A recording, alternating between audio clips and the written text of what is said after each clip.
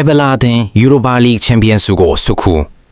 2026ခုနှစ်မေလ20ရက်နေ့ညနေပိုင်းကတူရကီနိုင်ငံ Istanbul မြို့ရှိ Vodafone Arena ကွင်းကြီးမှာကျင်းပခဲ့တဲ့ Europa League Final ပွဲစဉ်မှာအင်္ဂလန်ကလပ် Aston Villa အသင်းဟာဂျာမန်ကလပ် Freiburg အသင်းကို3-0မရှိနဲ့အနိုင်ရရှိပြီး Champions ဆုကိုဆုခုသွားခဲ့ပါတယ်။ဒီပွဲစဉ်ဟာ Aston Villa အသင်းအတွက်နှစ်ပေါင်းများစွာစောင့်ဆိုင်းခဲ့ရတဲ့ဥရောပဖလားကလုံးကိုပြန်လည်ရယူနိုင်ခဲ့တဲ့သမိုင်းဝင်ပွဲစဉ်တစ်ခုလည်းဖြစ်ပါတယ်။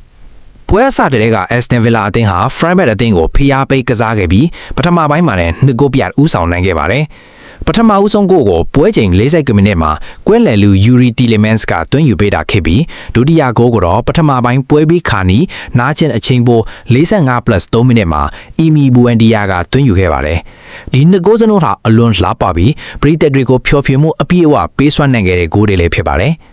ဒုတိယပိုင်းမှာလည်း Aston Villa အသင်းဟာသူတို့ရဲ့ကစားပုံကိုဆက်လက်ထိန်းသိမ်းချနိုင်ခဲ့ပြီးပွဲချိန်58မိနစ်မှာ Morgan Rogers ကတတိယမြောက်ဂိုးကိုသွင်းယူပေးခဲ့ပါတယ်။ဒီဂိုးနဲ့အတူ Aston Villa အသင်းဟာ Freiburg အသင်းကို3ဂိုးမရှိနဲ့အပြည့်အသက်အနိုင်ရရှိပြီး Europa League Champions ဆုကိုဆွတ်ခူးနိုင်ခဲ့ပါတယ်။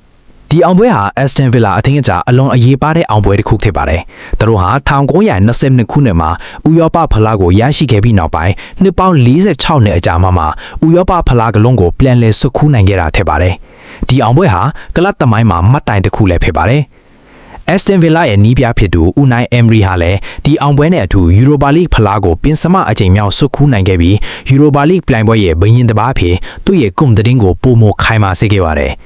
Emery ဟာ Sevilla အသင်းနဲ့3ကြိမ် Villarreal အသင်းနဲ့1ကြိမ်အခု Aston Villa အသင်းနဲ့1ကြိမ်စုစုပေါင်း5ကြိမ်နိုင် Europa League ဖလားကိုရယူနိုင်ခဲ့တဲ့တဦးတည်းသောနီးပြလည်းဖြစ်ပါတယ်။သူ့ရဲ့နီးပညာဆိုင်ရာကျွမ်းကျင်မှုနဲ့ Europa League ပြိုင်ပွဲပေါ်နားလည်မှုဟာ Aston Villa အသင်းကိုဒီအောင်ပွဲစီဦးဆောင်နိုင်ခဲ့တဲ့အဓိကအချက်တွေကတစ်ချက်လည်းဖြစ်ပါတယ်။